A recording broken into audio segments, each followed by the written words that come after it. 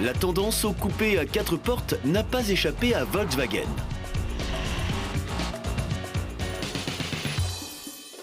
C'est un risque à prendre. L'aventure populaire. Pour une fois de plus, Volkswagen s'essaie dans la catégorie luxe.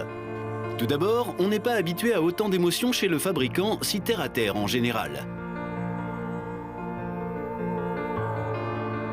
La conception et la fiche technique sont prometteuses. Alors le pas vers la classe supérieure réussira-t-il cette fois-ci une attaque contre Mercedes & Co?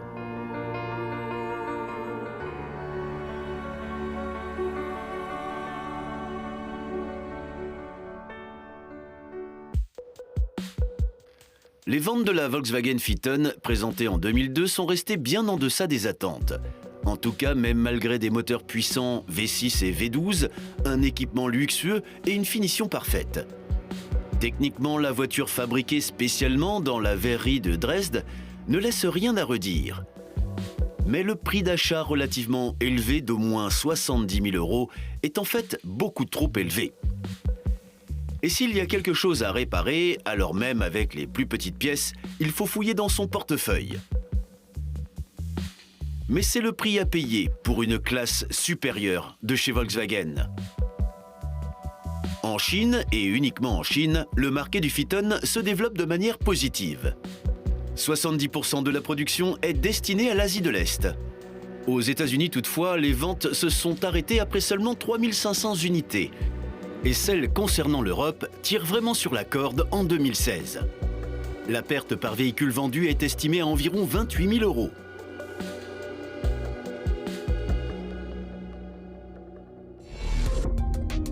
Avant la Phaeton, la Passat W8 aurait dû ouvrir la voie au modèle de luxe en tant que précurseur. À première vue, la Volkswagen est typique. Et c'est ce que l'on appelle une sous-estimation.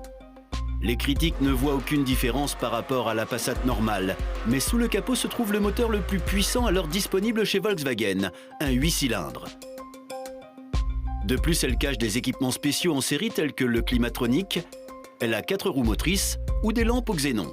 Mais le W8 se vend mal. Avec le changement de modèle de la Passat 3C, il est arrêté en septembre 2004. Le luxe est-il inaccessible pour le fabricant aussi terre-à-terre ? Désormais, tout cela devrait changer avec l'Arteon.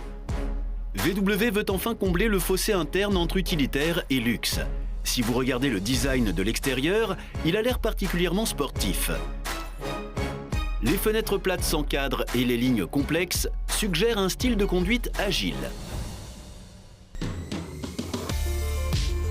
Lors de notre test, la direction particulièrement bien réglée est perceptible. Donc l'Arteon se conduit très directement et maîtrise les courbes les plus précises. Les moteurs sont conformes à l'esprit du moment 4 cylindres et 280 chevaux.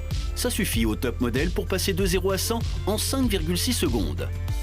La consommation devrait être de 5,9 litres.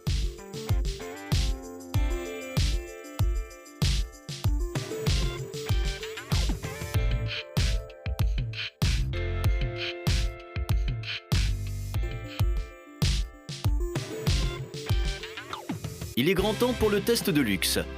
L'Arteon fait-il vraiment partie de la classe supérieure ? En termes de dimension, l'Arteon, avec un empattement de près de 3 mètres, appartient à la classe moyenne. Mais il veut être plus. Peut-il le devenir ?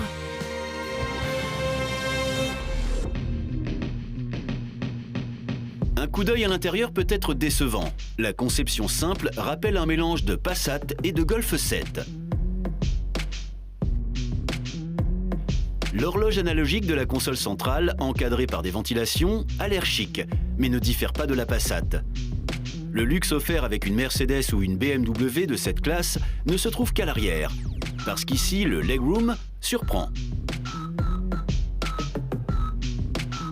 L'offre d'infodivertissement est solide. Le contrôle des gestes rappelle en fait la classe supérieure. Le reste est au mieux moyen.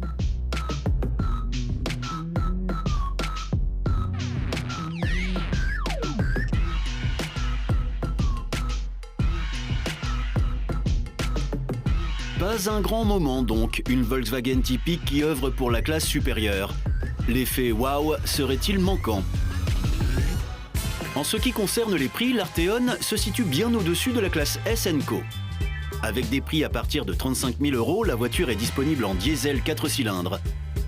Le modèle haut de gamme Arteon Airline avec une puissance de 280 chevaux est disponible à partir de 40 000 €. Mais avec les équipements supplémentaires qui rendent l'Arteon luxueux, vous atteignez rapidement les 70 000 €. Mais la Volkswagen Arteon est et reste une Volkswagen. Une voiture à valeur ajoutée que vous conduisez principalement pour aller de A à B sans être trop exigeant.